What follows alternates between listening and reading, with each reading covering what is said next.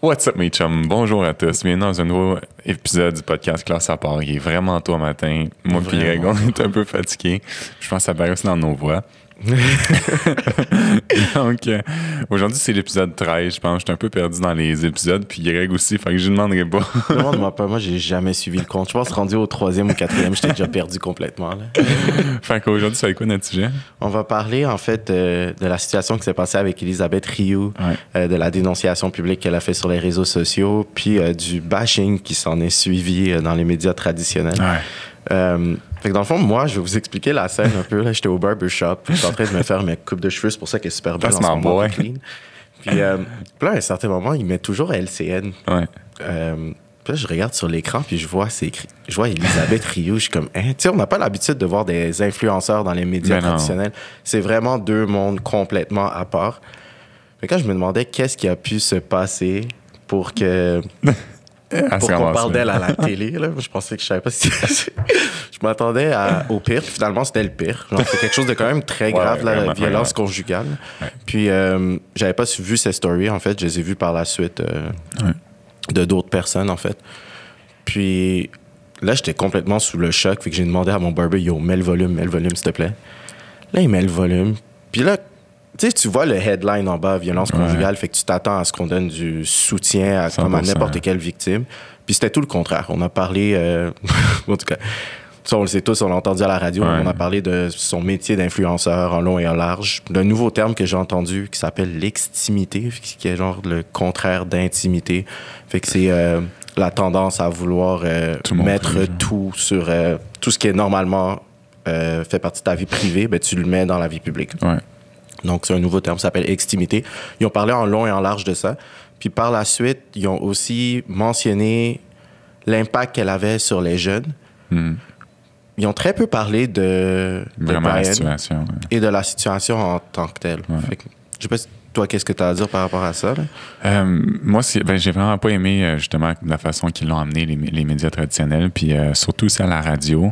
Je me souviens plus du nom des deux animateurs. Il me semble que la femme, c'était Peterson. Ouais, c'était Geneviève. Ouais. Geneviève puis Benoît. Puis Benoît. Honnêtement, j'ai trouvé ça horrible. C'était dégueulasse. Honnêtement, là, c'est le pire 13 minutes que j'ai entendu de ma vie. J'ai juste écouté un extrait, puis j'ai fermé, puis j'étais comme, je vais même pas voir la suite. C'était horrible. Genre, la pauvre petite fille est victime de violence conjugale. Elle en parle sur les réseaux sociaux parce que lui a commencé à en parler, puis elle a juste expliqué la situation de comment est-ce que c'est arrivé. Fait que déjà, à la base, c'était pas quelque chose qu'elle voulait aborder, je pense. Ouais, elle avait mis des photos aussi. Oui, exact. Elle avait mis des preuves à l'appui. Puis la seule affaire qu'eux vont faire, c'est de dire que son corps est complètement faux, que c'est pas un bon exemple pour les jeunes. Puis je suis comme, man, on parle de violence conjugale. Fait après ça, on se demande pourquoi que les femmes veulent pas le dire quand ils sont victimes de violence. Ben peut-être parce que c'est justement de cette façon-là qu'ils sont tournés, tu sais, qui te font, en fait, assez complètement fait ridiculiser dans cette interview ou ce segment-là, en fait, à la radio. Puis j'ai trouvé ça horrible. Je suis là, voyons, la femme est victime, puis tu la traites encore plus comme une merde en dénigrant son corps. Puis après ça, elle dit que t'es féministe, s'il te plaît. Genre, moi, ce qui m'a fait vraiment... Ce qui m'a fait réfléchir, c'est le fait qu'Elisabeth a mis les photos sur ses réseaux sociaux. C'est probablement parce qu'elle savait qu'il y aurait beaucoup de gens qui diraient « Oh non, elle ment, c'est pas vrai ». Fait qu'elle a mis des preuves à l'appui justement pour se baquer. Mais je suis certain qu'elle est très intelligente et elle savait qu'est-ce qui s'en venait par la suite. Ben oui, c'est ça. Mais personne n'aurait pu se croire qu'il y aurait quelque chose comme ce qu'on a entendu à Keb Radio. Ben, je comprends pas. Je comprends même pas. Tu sais, en plus, ce qui est encore plus ironique, c'est que justement, cette femme-là a dit qu'elle est féministe. Dans une de ses photos, il n'y a pas si longtemps en plus, elle dit qu'il faut que les femmes se supportent entre eux, il faut qu'ils arrêtent de se bâcher. Mais comme, qu'est-ce que tu fais? Tu fais exactement l'inverse de ce qui est écrit. Ah, ben oui, clairement. J'ai juste trouvé ça tellement wack. J'étais genre, voyons. Moi je me suis forcé à l'écouter au complet, ces 13 minutes-là. Puis... juste pour commencer, elle a commencé la séquence en disant « Si tu connais Elisabeth Rioux, en parlant à Benoît, t'es un vieux pervers. » Fait que ça, déjà, venant de la part d'une féministe, commencer ça de cette manière, si tu la connais, t'es automatiquement un pervers parce qu'elle met des photos en bikini pour promote sa compagnie. C'est quand même quelque chose de très... C'est très wack. Je veux dire, comme la fille, elle a une compagnie de maillots, elle va pas mettre des photos en dessous de skidoo, là, tu sais, je veux dire, comme 1 + 1 se fait 2 dans ma tête, tu sais, je veux dire, quelle stupidité t'as pour dire une affaire de genre, ouais, en tout cas, moi, j'ai trouvé ça quand même, je veux pas parler contre cette journée-là, je veux pas la dénigrer, mais c'était un segment stupide, j'ai pas d'autres mots, c'était vraiment inutile et zéro constructif comme segment, autre que de dégrader quelqu'un, de descendre la personne. Non, clairement, mais c'est parce que c'est pas non plus une erreur, parce que ça a été fait oui, en long et en large, t'es journaliste, t'es supposé faire des recherches aussi. Puis juste faire des recherches à la base. OK. Benoît, pour sa part, lui, a commencé en disant « Moi, j'ai pas Instagram, je suis pas là-dessus et je ne connais pas Elisabeth Rioux. » Mais par la suite, il y avait tellement de choses à dire sur elle. Donc, t'admets que tu connais rien de la situation, tu connais rien du monde des influenceurs, tu connais rien des réseaux sociaux, mais tu te permets tout de même d'avoir des opinions vraiment absurdes puis non fondées. Puis tu sais très bien tu sais, de la même façon que je suis d'accord que les influenceurs ont une certaine part de responsabilité sur qu'est-ce qu'ils vont mettre sur le réseau, dû au fait qu'ils ont tellement de gens qui les suivent. Mais c'est la même chose pour la radio. Il y a tellement de monde qui écoute cette séquence-là que toi, tu t'es permis de plein de mensonges aussi, de modifications, peut-être plein de comment on appelle ça? Elle avait dit ses faits sont tellement modifiés qu'ils sont un peu réels, quelque chose de genre. Ouais, exactement. Genre, ça a même plus l'air humain, c'est ça qu'elle avait dit. Tu sais, en tout cas, j'ai juste trouvé ça vraiment niaiseux. Puis c'est ça que je trouve moche, c'est qu'en fait, c'est que la radio, les médias traditionnels, puis les réseaux sociaux, on dirait que c'est comme une grosse compétition entre les deux. Puis c'est juste deux médias complètement différents. Tu sais, je veux dire, un influenceur, c'est sûr qu'il va mettre sa vie sur Instagram. C'est pour ça que les gens le suivent. Instagram, c'est comme une version réseaux sociaux d'occupation double. Genre. Si tu documentes ta vie, OD, le monde trippe parce qu'il voit tout ce que les gens font, ben les réseaux sociaux, les gens trippent parce qu'ils voient tout ce que les gens font. Genre. C'est exactement la même chose, mais un média différent. Ouais. Mais moi, c'est ça que j'ai l'impression qui est ressorti parce qu'à LCN aussi, elle s'est fait bâcher, c'est pas juste à Keb Radio. Ouais. Mais ce qui est vraiment ressorti de ça, c'est les tensions qu'il y a entre les réseaux sociaux puis les médias traditionnels. Puis j'ai l'impression qu'ils en avaient tellement sur le cœur que là, quand ils ont eu l'opportunité de tout ressortir, c'est sorti tout croche. Ce qui n'excuse pas leur geste, mais je pense que c'est de là que ça vient, parce que même à un certain moment, Benoît avait dit ils ont plus de pouvoir que nous autres, mais c'est pas grave, faut leur dire que ça fait pas de sens. Il y avait même sous-entendu qu'il fallait censurer des gens comme Elisabeth Rioux pour dire qu'ils sont en train de fuck up nos petites filles. Puis quand t'entends des choses comme ça, dans le fond, c'est tes propres insécurités que tu projettes. Oui, totalement. Oui, parce que quand il dit qu'il y a plus de pouvoir que nous, parce que aussi Geneviève s'était plaint, ils sont plus suivis que certains vrais artistes, quote unquote. Ouais. Puis c'est vraiment ces tensions-là qui sont ressorties. Je pense que c'était vraiment important d'en parler parce que j'en ai parlé avec beaucoup d'acteurs, beaucoup de personnes qui travaillent dans les médias traditionnels, des journalistes. Puis ils disent aussi qu'ils trouvent pas ça normal, par exemple, qu'un influenceur se fasse booker pour une pub. Tandis que il y a en fait des artistes ou des acteurs qui ont travaillé dans le domaine, qui ont des études là-dedans, puis qui aimeraient vraiment faire de la publicité, mais ils se font pas booker. Donc, à un certain moment, ils se disent, moi, j'ai de la formation, je suis pas capable d'avoir des contrats, tandis que l'influenceur, lui, il en a, mais moi, je suis formé et pas lui. Mais quand tu dis une pub, c'est-tu, mettons, jouer dans une émission ou juste... Ou une pub à la télé quelconque. Parce qu'il y a beaucoup d'influenceurs qui peuvent avoir des pubs, comme par exemple pour Vidéotron ou pour d'autres... parce que c'est des visages connus, en fait. Pour Ardenne. Ouais, mais c'est parce que moi, c'est ça que je trouve un peu ironique. C'est que tu as beaucoup des médias traditionnels qui vont chicaner ça, mais par exemple, eux, ils vont faire de la pub sur Instagram, puis il faut accepter le fait que les autres, ils en font, mais comme 1 + 1 se fait 2, si toi, tu as le droit de faire ça, j'ai le droit de faire autre chose aussi. Tu sais, si toi, dans les médias traditionnels, tu as le droit de faire de la pub sur Instagram, ben moi, j'ai le droit de faire de la pub sur les médias traditionnels. Je vois pas pourquoi toi, tu aurais plus le droit qu'un n'aurait pas le droit. Puis ils vont dire, oui, j'ai des études. Oui, mais combien d'acteurs n'ont pas d'études? Genre le 3/4. Fait que, tu sais, est-ce qu'on va empêcher des gens qui ont un nouveau média, qui ont un nouveau milieu, à avoir des travails de façon traditionnelle, dans les médias traditionnels, quand que le 3/4 des médias traditionnels n'ont même pas d'études pour être acteurs? Non, moi, c'est un peu ça qui me fâche. Puis, ce que je trouve dommage, c'est qu'à chaque fois qu'on va dans un événement, tu vois le crowd d'influenceurs, puis tu vois le crowd d'acteurs. Je suis comme, pourquoi on peut juste pas être un, genre, pourquoi on n'est juste pas tous amis? Genre, je trouve ça quand même stupide. Tu sais, je suis comme, il n'y a pas une compétition de personnes. Là. Tu fais des pubs sur Instagram, good for you. Je fais des pubs à télé, good for me. Je veux dire, ça enlève pas de la job à personne parce que, au contraire, maintenant que vous avez un crowd, dû que vous êtes suivi par les médias traditionnels, vous l'utilisez sur les réseaux sociaux aussi. Fait que je trouve ça juste un peu moche de... C'est vrai que les acteurs font beaucoup de campagnes d'influence. Ils en font plein. Fait que je trouve que c'est juste être hypocrite de dire « Ah, vous autres, vous profitez de la situation. Big, t'en profites autant que moi. » Genre. Fait que c'est juste ça que je trouve nono. Ouais, mais c'est vrai, it's not a competition. Non! Both of us could be winning. Ben oui, exact. C'est un win-win pour tout le monde. Je vois pas vraiment d'où ça vient, mais il y a tellement de tensions en ce moment. Puis c'est vrai que si tout le monde s'unissait, ce serait beaucoup mieux. Parce qu'en fait, une compagnie, avant d'investir dans une campagne de marketing, normalement, ils vont faire des études, ils vont regarder qu'est-ce qui est plus rentable pour eux, puis ils essaient de, bien entendu, diminuer leurs coûts et maximiser leurs profits. 100%. Donc, si c'est plus rentable avec un influenceur, puis ils considèrent que la campagne sera plus rentable en choisissant cette avenue-là, mais on peut pas vraiment les critiquer pour l'avoir fait. Puis aussi, les influenceurs, je trouve que c'est... En revenant au contexte de l'extimité, c'est beaucoup axé sur un lien de confiance avec tes abonnés. Les gens te voient, ils voient un peu une parcelle de ta vie privée. On prend la peine de répondre aux messages, ce qui fait en sorte qu'ils sentent, dû à cette proximité-là, il y a un lien de confiance qui se crée.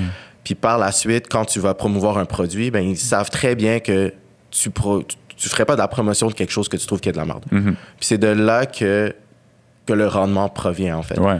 Donc, à un certain point, il faut comprendre que c'est très différent. Tandis que quelqu'un comme Sarah-Jeanne Labrosse, je suis pas mal sûr qu'elle répond moins à ses DM que toi. Tu comprends? Parce que c'est pas son créneau, tout simplement. Fait que j'ai vraiment le temps de mettre un terme à ça.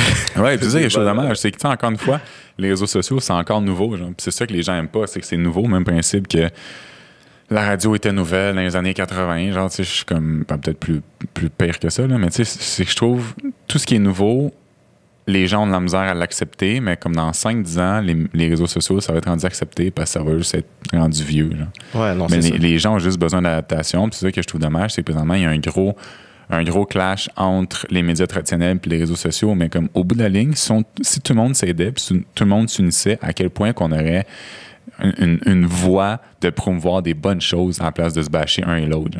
Non, je suis tout à fait d'accord avec toi. C'est juste ça que je trouve dommage, c'est que, tu sais, justement, hier, Elisabeth, quand elle a passé à Tout le monde en parle, j'ai trouvé ça le fun qu'elle puisse être une émission qui est probablement l'émission la plus écoutée au Québec pour pouvoir passer un bon message autre que la fille qui a des belles fesses qui promouvoit ses maillots. Clairement. Tu l'as trouvé comment à Tout le monde en parle? Moi, je l'ai trouvé bonne. Je trouve, personnellement, j'adore Ellie. Je trouve juste que son vocabulaire, genre, personnellement, je trouvais que des fois, comme, mais en même temps, elle peut être stressée, là, c'est la télé, on s'entend. Moi, à Tout le monde en parle, j'aurais même pas été capable. Ben, c'est ça, de exact. sortir Je suis comme, c'est facile d'être dans mon salon. Je l'ai trouvé super bonne.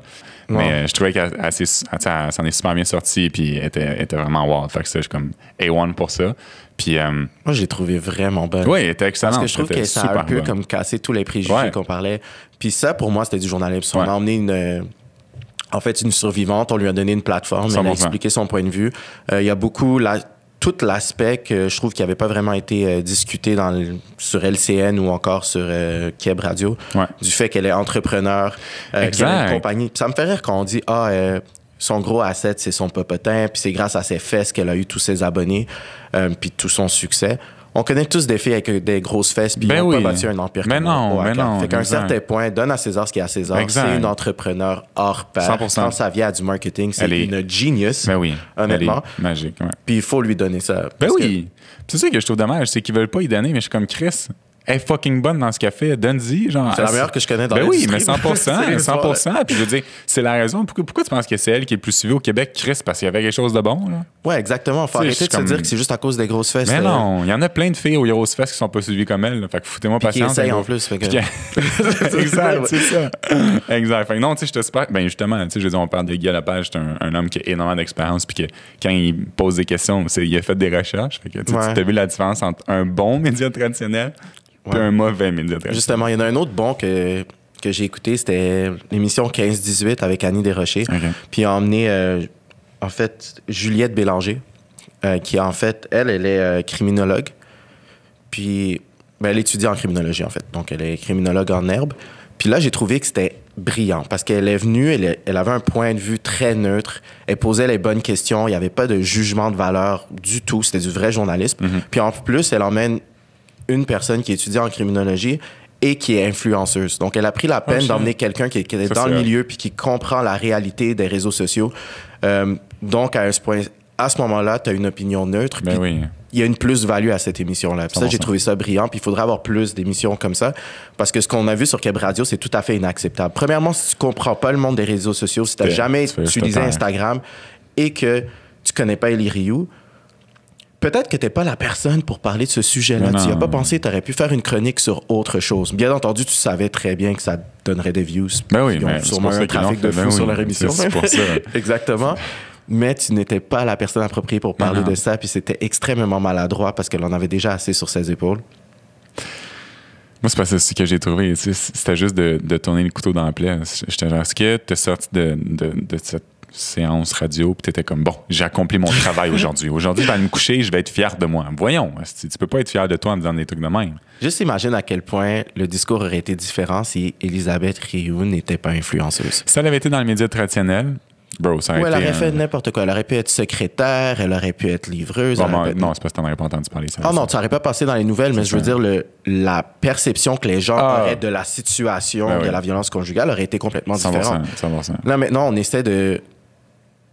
En fait, on a tout simplement exclu le vrai débat. Tu mets un headline parlant de violence conjugale, mais après, tu fais juste parler du monde de l'influence, de ses fesses, de son accouchement, d'extimité. Tu sais, comme ça, là, excuse-moi, de l'accouchement. Ouais. Hier, à Tout le monde en parle, j'ai tellement aimé ça parce que justement, Guilla, il a posé une question par rapport à ça, disant que je me demande si c'était encore pas à la radio qui ont dit qu'elle avait été trop loin de montrer son accouchement. Ça, c'était à LCN. À LCN. Mais comme il y a des émissions à la télé que c'est ça. Genre, comme elle avait dit à Canal Vie. Oui, tu sais, puis exactement. Puis c'est tellement vrai. Puis même, il y a une émission que ma première blonde, elle écoutait. C'était 16 ans et enceinte. C'est exactement ça, man. Puis on parle de ça, là, c'était en genre 2012. Fait que j'étais comme, on voit ça déjà à la télé depuis 2012. Puis là, vu que c'est sur les réseaux sociaux, en 2020, c'est pas correct. Big, on est rendu là. Non, mais justement, c'est ça qui prouve qu'il y a un préjugé. Ben oui, mais exact. Tu vois, je vais te donner un exemple. Un mannequin pose pour une pub. C'est incroyable. Ouais. Tu comprends? Personne ne dit rien. Tout le monde a normalement généralement, la plupart des gens ont une bonne opinion des mannequins. Ouais. Si un influenceur pose pour une pub, c'est cringe. Ouais. Tu comprends? Puis il y a toujours ce double standard parce que quand ça vient au monde de l'influence, je crois que c'est parce que c'est nouveau. 100%. Puis les gens ont une certaine réticence. Puis ça fait en sorte qu'ils vont discréditer tout ce qu'une personne peut faire. C'est sûr. Ouais, mais les gens ont peur du nouveau, même pas ça. Ouais, je sais pas combien de temps ça va prendre. Ça va prendre encore une couple d'années. Maintenant, les gens vont s'habituer. C'est au même principe qu'ils finissent par s'habituer à tout. Maintenant. Ouais, exactement. Puis aussi, il y avait juste aucune corrélation entre la situation de violence conjugale, puis son métier, puis ton opinion des influenceurs. C'était juste pas rapport. Ça, c'est deux débats complètement différents. Si tu veux parler du fait que tu trouves que Instagram c'est de la merde, affecte la santé mentale des jeunes, ça, c'est un débat complètement différent. Oui, moi, le fait de l'avoir mis ensemble puis de même pas l'avoir soutenu dans une situation comme ça me dépasse.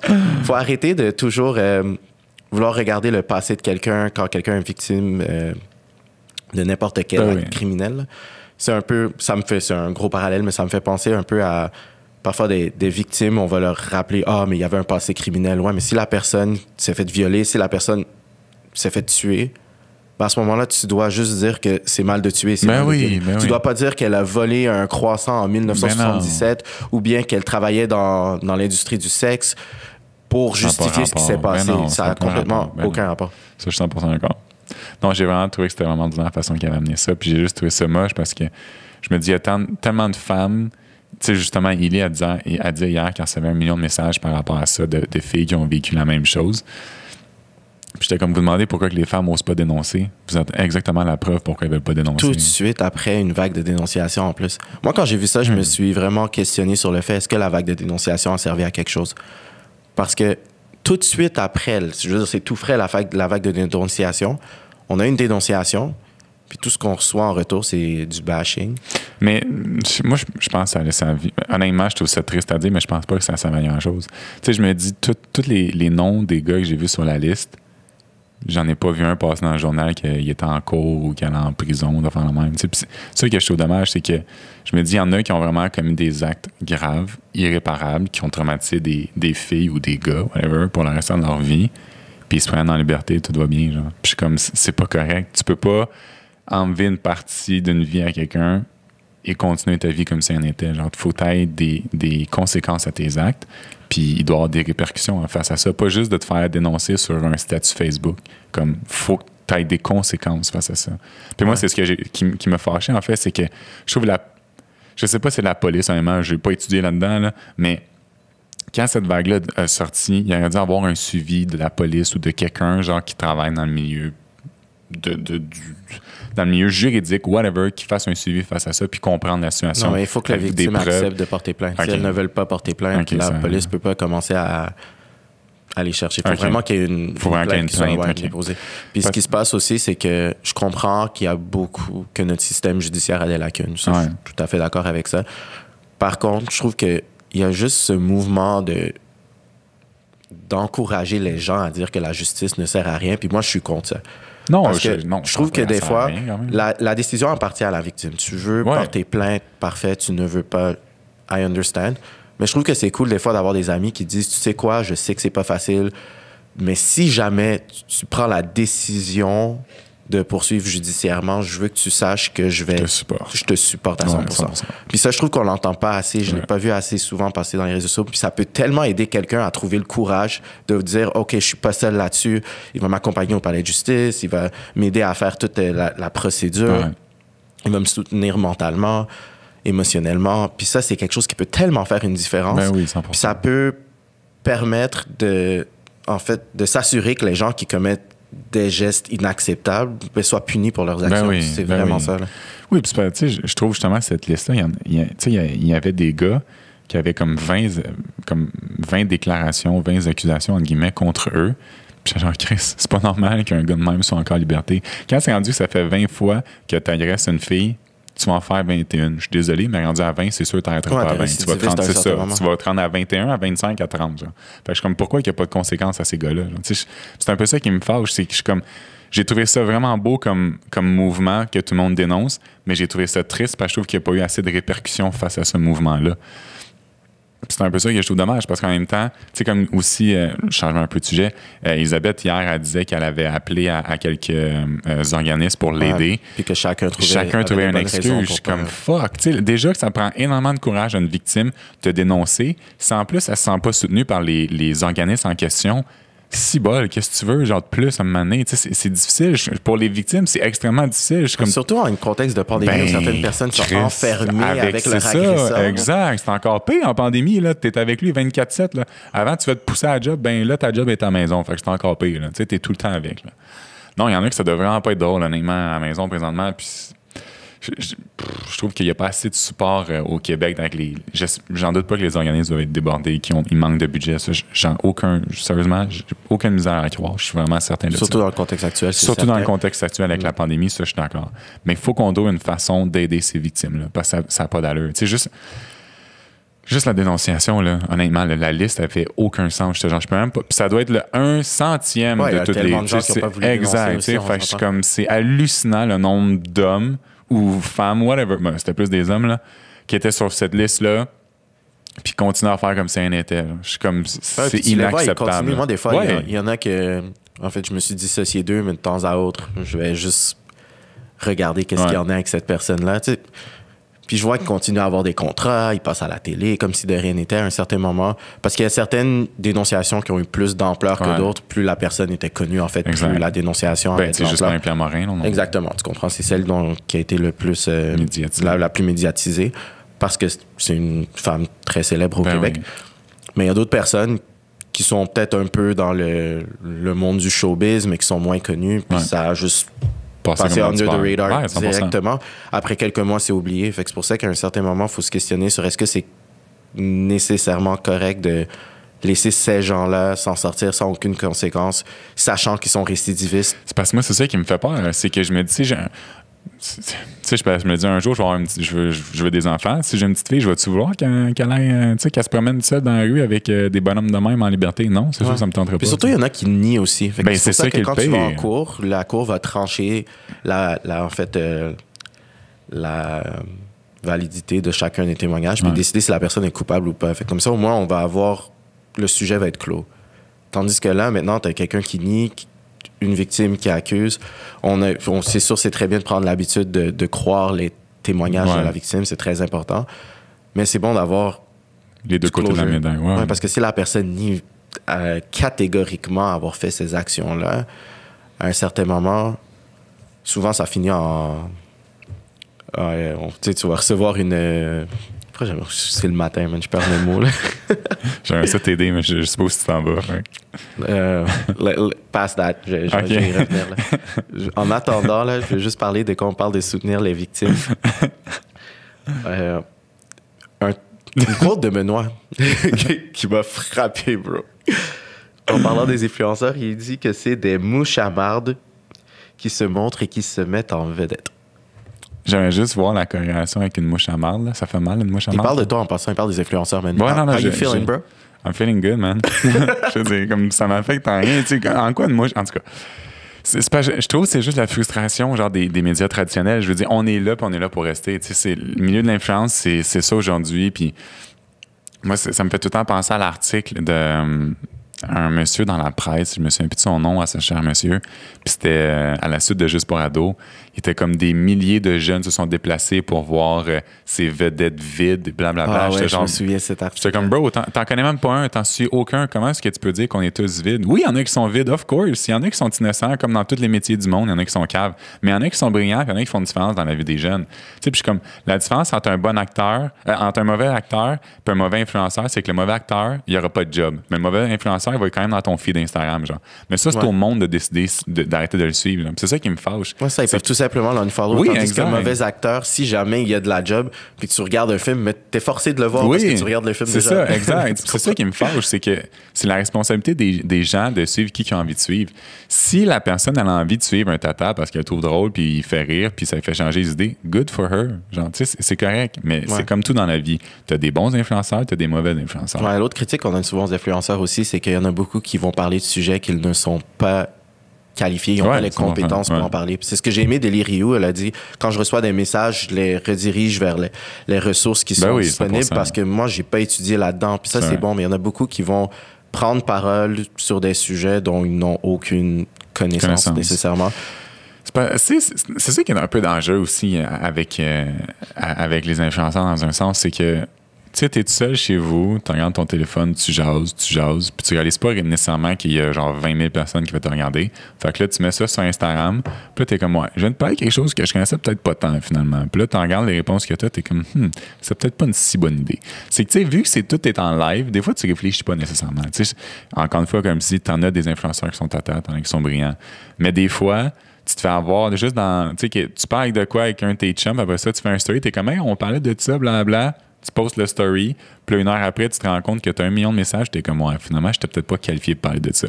Je trouve qu'on juge vite les influenceurs sur pas grand-chose, des fois. Tu sais, si la personne, elle parle tout le temps d'un sujet qu'elle n'a aucune connaissance, oui, c'est peut-être dangereux, mais je pense que des fois aussi, on fait juste penser fort, ben, tu sais, penser à voix haute, comme on dit, puis que tu postes ça, puis tu es comme, ouais, c'est peut-être pas la meilleure affaire au monde. Ouais, c'est vrai, c'est tellement sur le coup. Ben oui, c'est ça t'est sûrement déjà arrivé. Ben oui, ça m'est déjà arrivé. Poster quelque chose, puis 2 secondes après, je me dis, oh mon Dieu. C'est ça, ça n'avait pas d'allure. Non, mais j'ai juste pas réfléchi. Parce que des fois, tu vas voir une story, puis tu vas la repost direct parce que sur le coup, ça t'a interpellé. Exact. Mais après, quand tu y penses, tu fais, actually, that's bullshit. Mais là, au moment où tu y retournes, il est trop tard. Là. Après 5 minutes, là, t'as des. Pour moi, c'est des centaines, toi, c'est des milliers de personnes qui l'ont déjà vu. Ça va très vite. Fait qu'à un certain moment, c'est vrai que c'est bon de tourner sa langue cette fois dans sa bouche avant de parler. Même dans un podcast comme ça, je veux dire, on parle sur le vif. Là. Ben oui, mais exact. Fait que, c'est pour ça que je trouve que c'est facile de critiquer les influenceurs parce que c'est quelque chose de nouveau puis c'est quelque chose que beaucoup de gens comprennent pas. Puis ce qui me fait, tous ceux qui bâchent, c'est tous des gens qui comprennent pas ou qui le sont pas, ces réseaux sociaux, comme justement le fameux Benoît en question. Tu sais, je veux dire, j'écoute pas son émission de radio, fait que je vais pas dire que c'est de la merde. Je l'écoute pas. Moi aussi, c'est la seule fois que je l'ai écouté. Fait que ça me fait rire qu'il est comme, les influenceurs, c'est des innocents, mais il y a pas Instagram. Comment est-ce que tu peux en suivre si t'as pas Instagram, chum? Genre, t'en suis même pas, t'as aucune idée de ce qu'on fait. C'est ça qui est frustrant. C'est justement ça que je disais, que de la même façon qu'on blâme les influenceurs parce que souvent ils parlent de choses qu'ils ne connaissent pas, c'est la même chose pour les médias. C'est ce que j'allais dire. Il y en a exactement la preuve. C'est qu'il parle d'un milieu qu'il connaît pas. Il connaît pas les influenceurs, mais il va dire qu'on est des mouches à marde qui je sais pas quoi. Mais comme, monsieur, vous ne connaissez même pas. Comment vous pouvez dire qu'on est telle affaire quand vous savez même pas ce qu'on fait? C'est juste ça que je trouve dommage. C'est qu'ils vont nous rapprocher des choses que les autres même font. En tout cas. Ouais, non, clairement. Mais je suis bien content qu'on en ait parlé parce que c'est quelque chose on s'en parlait souvent dans l'auto parce qu'on avait, on a beaucoup d'amis dans les médias traditionnels qui sont acteurs, whatever. Puis je me souviens, il y avait une fois en particulier où on avait une discussion, puis ça s'était un peu enflammé. Puis je m'étais dit que ça serait une très bonne idée de parler du sujet. Fait que je suis vraiment content qu'on ait pu en parler en ce moment. Puis tu vois, ça m'emmène à un point. Tu te rappelles la situation qui s'était passée avec Cassandra Bouchard? Ouais. Avec la maman qui l'avait roast comme ça se pouvait pas. Ouais. Puis encore une fois, c'était tout le négatif qui sortait. Puis je veux dire, Cassandra Bouchard, c'est quelqu'un de très cru, on va le dire. Là. Mais exact. Tu sais, puis il y a un public pour ça. Tu sais, je veux dire, aujourd'hui, les jeunes, ça a 10 ans, puis sont comme « Salut, Calice ». Fait que ça fait quoi qu'une fille de 25 ans dise « Calice » dans son vidéo? Je veux dire, tu sais, à quelque part, moi, en tout cas, je trouve, encore une fois, c'est un peu du non-sens. Non, sérieusement, moi, je pense que d'essayer de censurer Instagram c'est niaiseux, parce que c'est ça la beauté d'Instagram. Oui, mais selon moi, ça ne fonctionnera pas. Parce que les réseaux sociaux ont une ampleur et une emprise sur notre vie en ce moment. Ce qui fait en sorte que plus tu vas le censurer, plus les enfants vont vouloir se pitcher là-dessus. Fait que je pense que c'est une meilleure idée juste de ressortir le positif. Tu sais, par exemple, si tu n'aimes pas nécessairement l'extimité d'Elisabeth Rioux, ben montre à ton enfant, regarde, moi, ce que je veux que tu retiennes de cette personne-là, c'est la façon à laquelle elle est dédiée à son entreprise. Ouais. Elle est passionnée. Puis il y a beaucoup, beaucoup de travail derrière ça. Je pense pas que c'est facile. Donc, il faut vraiment être... parle de son grind. Parle de la façon que c'est une entrepreneur hors pair. Puis c'est une meilleure façon. Comme ça, tu prends une personne puis tu montres le positif à ton enfant. Puis ça va beaucoup mieux fonctionner, selon moi, que de simplement essayer de lui censurer Instagram. Il va prendre le téléphone de son ami, il va se créer un faux compte. Ben oui, c'est sûr. D'une manière ou d'une autre. Surtout aujourd'hui, tu peux aller sur Instagram de tellement de façons. Oui, puis les gens sont accros aux réseaux sociaux. Moi, incluant moi, j'ai remarqué, je l'avoue, je suis accro à mon téléphone, aux réseaux sociaux. Puis je crois que pour les jeunes, ça va juste s'empirer parce qu'eux, ils sont nés avec ça. Tandis que moi, j'ai commencé à avoir des réseaux sociaux. Tu sais comment je suis vieux, là, j'étais au cégep. Okay? À un certain point, je pense que c'est déjà moins pire que quelqu'un qui est né et qui sait même pas c'est quoi vivre sans ça. Ouais, mais tu sais, c'est ça la... Moi, j'adore les réseaux sociaux, mais je trouve qu'il y a un côté qui rend un peu l'humain paresseux du téléphone aujourd'hui. Puis je parle pas des réseaux sociaux, mais plus du téléphone en tant que tel. Aujourd'hui, on a tout avec un claquement, avec un pouce, en fait. Ouais. C'est ça que je trouve un peu dangereux, c'est que pour les générations qui s'en viennent, c'est qu'ils ont absolument tout à un clic. À un clic, ils ont de la bouffe, ils ont un ami, ils ont des rencontres, ils ont tout, genre seulement un clic. Puis moi, c'est un peu ça que je trouve dangereux. Puis en fait, c'est même pas les réseaux sociaux qui peuvent faire ça parce que tu as tellement d'autres applications qui peuvent te mener à ça que c'est un peu ça que je trouve dangereux de ces petites merveilles-là dans un sens. C'est qu'ils ont accès à tellement d'informations en si peu de temps, à un si jeune âge aussi. Puis je pense que c'est ce qui fait que les jeunes aujourd'hui sont rendus très extrêmes, très jeunes. Là. Très extrêmes dans quel sens? Je trouve autant relations sexuelles, autant accro à vouloir avoir des likes, accro à vouloir être connu mondialement en vidéo. Tu sais, t'as des jeunes, j'en regarde des fois sur TikTok, ils font des affaires tellement dangereuses et stupides juste pour que leur vidéo blow up. Puis je suis comme, il me semble qu'à 9 ans, tu devrais peut-être pas faire des affaires comme ça et attendre un peu plus tard dans ta vie avant de faire des niaiseries de même. Ouais, moi, je pense vraiment que c'est la comparaison puis la compétition que ça crée. Parce que maintenant, on a des métriques qui nous permettent de savoir... Ça a toujours été comme ça. Tu sais, avant, t'avais la clique des populaires à l'école. Tout le monde voulait être connu, tout le monde voulait être aimé, être populaire. Puis maintenant, avec les réseaux sociaux, la différence, c'est que tu es capable de le mesurer avec précision. Il y a plus de followers que moi, il y a plus de likes que moi. Égal, il est plus populaire, puis souvent les gens vont faire l'équation que il est plus aimé, ce qui est tout à fait faux. Oui, donc c'est vraiment cet esprit de compétition qui est nocif. Je pense même que c'est pour ça qu'Instagram avait enlevé les likes, mais il y a toujours des façons de le savoir. Là. Mais puis ça, c'est très malsain. Oui, moi, c'est un peu ça que je trouve dangereux pour les jeunes. C'est que, tu sais, tantôt, je disais que c'était d'autres applications. En fait, oui, c'est vrai que les réseaux sociaux en font partie de ce problème, mais c'est que je trouve dangereux qu'ils ont accès à tout avec un clic. Moi, c'est un peu ça qui m'effraie pour les générations futures. Tu sais, je veux dire, OK, je suis un peu plus jeune que toi, mais quand même, quand j'avais 9-10 ans, là, je jouais dehors au hockey ou au baseball avec mes chums. Je sors dehors aujourd'hui, il n'y a aucun kid dehors. Là. Tout le monde est en dedans en train de jouer au PlayStation. Non, mais là, sur c'est sûr, il faut rester à... Il y a quand même une pandémie dehors, fait qu'il y a moins de gens dehors, ça, c'est certain. Même avant la pandémie. Je parle même pas de la pandémie live. T'sais, avant ça, les jeunes de mon quartier, il n'y en a plus. Là. Tout le monde est rendu sur leur téléphone, tout le monde est rendu sur les PlayStation et compagnie. Puis c'est ça que je trouve dangereux pour les générations futures. Je suis comme, qu'est-ce qui va se passer avec tout ce beau monde-là qui faisait du sport là, à cette heure? Ouais. C'est un autre sujet. Là, fait que non, je comprends. Mais c'est vrai que c'est quand même... il y a vraiment moins de gens qui jouent dehors. Mais c'est un peu ça. Je me juste au barbershop dont je parlais au début du podcast. J'y vais depuis que j'ai 12 ans. Okay. Ça fait même peut-être 11 ans. Ça fait très longtemps. Puis la dynamique avant, c'était que tout le monde était au barbershop. C'était comme le chilling spot. Puis après, pendant que tu attendais pour ta coupe, on allait faire des courses dehors. T'sais, on était comme, je cours plus vite que toi, let's go. Puis ça, c'était ça le vibe. Quelqu'un emmenait un ballon, on jouait dehors. Maintenant, tu y vas, tout le monde est sur le divan, sur leur téléphone, en train de jouer. Puis personne ne se parle. Le seul moment que tu vas parler à quelqu'un, c'est quand tu parles à ton barber pendant qu'il coupe tes cheveux. C'est ça, je trouve dommage. Il me parlait de ça, puis mon barber parlait de ça comme la bonne vieille époque où tout le monde jouait, puis tout le monde s'amusait, puis il y avait c'était beaucoup plus dynamique. Mais ça, encore une fois... C'est l'évolution. Ça fait partie de l'évolution. C'est en lien avec les réseaux sociaux. Ça n'a rien à voir avec les influenceurs. Ça n'a rien à voir avec les gens qui font de la promotion des produits sur les réseaux sociaux. Mm-hmm. Fait que c'est encore une fois un débat. Tu sais, puis même encore, au contraire, tu sais, mettons, on n'est pas vraiment typiquement influenceur. Si tu es un athlète, moi, je suis sûr que tu vas vouloir te trouver un sport que tu aimes aussi. Tu sais, si, mettons, tu suis genre un Sidney Crosby, c'est quoi son nom? Sébastien, il fait du snow. C'est un Québécois en plus. Il me semble qu'il a gagné une médaille aux Olympiques. C'est Sébastien quelque chose. Tu sais, je me dis, si tu suis des athlètes, tu vas forcément vouloir faire un sport. Tu sais, je me disais, encore une fois, tout dépend de ce que tu suis et ce que tu choisis de suivre. Tu sais, au bout de la ligne, c'est toi qui décides de suivre telle personne. Genre. Enfin, tu peux utiliser les réseaux sociaux à une bonne essor. Ouais, d'une manière à t'inspirer. Exact, tu sais, de t'inspirer. Puis souvent, sur Twitter, je vois des gens qui sont comme, bon, là, j'étais obligé de faire un ménage sur Instagram parce que les gens que je suivais n'étaient pas bien pour ma santé mentale. Mais je suis comme, ça, c'est déjà bon, que tu vois ça.